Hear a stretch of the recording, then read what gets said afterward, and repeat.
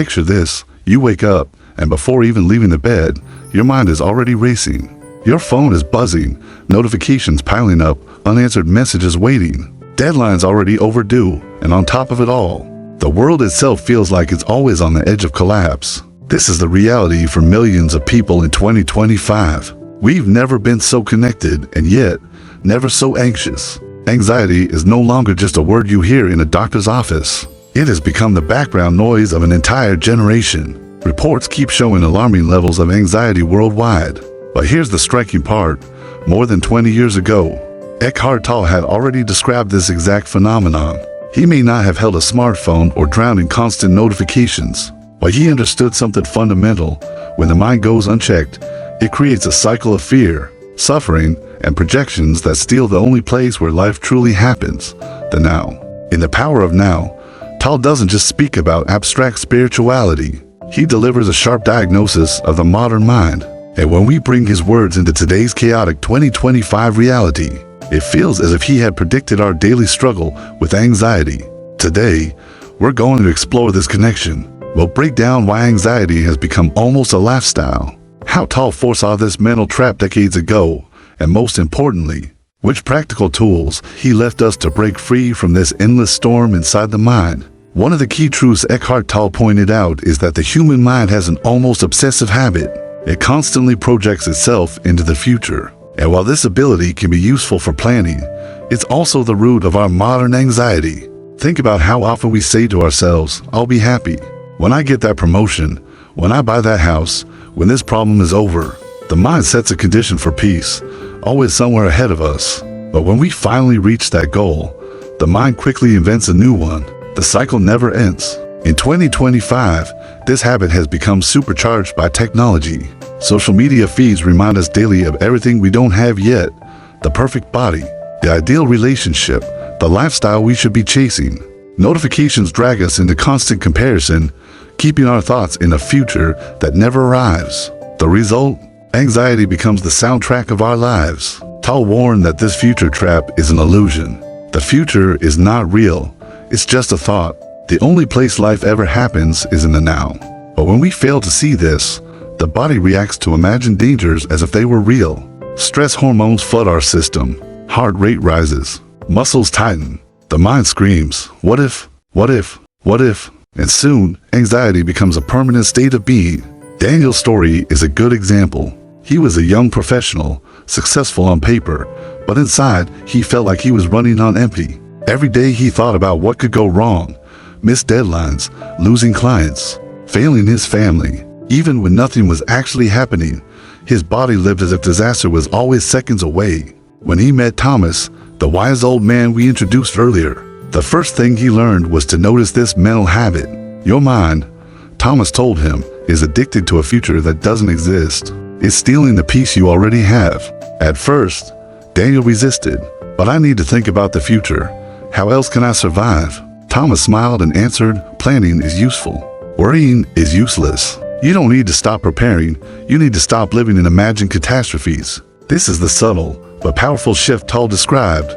By seeing the mind's obsession for what it is, we begin to step out of the storm. Awareness breaks the cycle. If anxiety is born from the mind's obsession with the future, overstimulation is what keeps that obsession alive. And in 2025, overstimulation is everywhere. Social media, streaming platforms, 24/7 news, and endless entertainment options create an environment where silence almost feels unnatural. For many, the first thing they do in the morning is grab their phone. Within minutes, they've consumed more information than a person 100 years ago would encounter in days. By breakfast, the brain is already overloaded. This endless noise doesn't just steal focus, it makes presence almost impossible. Eckhart Tolle warned us about this too, though he didn't use the word TikTok or Netflix. He spoke about the voice in the head, the constant stream of thoughts, worries, and distractions that drown out the simplicity of now. Today, that voice isn't just inside our heads. It's amplified by algorithms designed to keep us scrolling. Daniel faced this challenge as well. Even after learning about presence, he found himself pulled into the glow of his phone late at night. Hours vanished as he jumped from video to video, article to article. He felt informed, entertained, but also empty. The next day, He was exhausted, anxious, and unable to focus. One evening, Thomas asked him a simple question. Do you notice the moment your peace disappears? Daniel thought about it. He realized it wasn't during work crises or family struggles. It was during the quiet moments when he reached for distraction instead of stillness. That's when the spiral began. Here lies the paradox of 2025. People crave peace, yet they run from silence. Tolle's message cuts through this paradox. Peace is not found in consuming more, achieving more, or escaping reality. It is found in simply noticing what's here, right now. The breath, the body, the sensation of sitting. Daniel began experimenting with micro moments of presence. Instead of reaching for his phone in every pause, he took 3 conscious breaths. Instead of multitasking through meals, he tasted every bite. Slowly, he discovered that the present moment was not boring at all. It was alive. The laughter of a friend, the color of the sunset, even the sound of rain outside his window felt richer than anything on his screen. This doesn't mean rejecting technology or abandoning the modern world. It means using it without being used by it. Tolle often reminded readers, awareness is the key. When you realize you're lost in the noise, you've already taken the first step out of it. And in 2025, that awareness might just be the most radical act of freedom.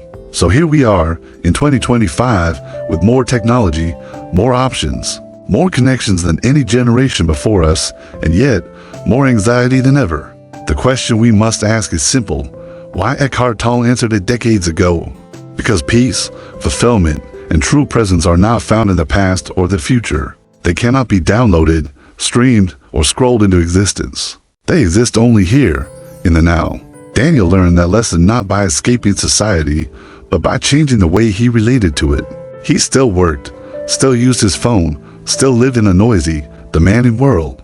But he learned to pause, to breathe, to notice life unfolding in each moment. That awareness became his anchor, and it's an anchor we all desperately need today. Think about your own life. How often do you live as if you're waiting for something to finally make you happy? When I get that job, when I move, when I fix this problem.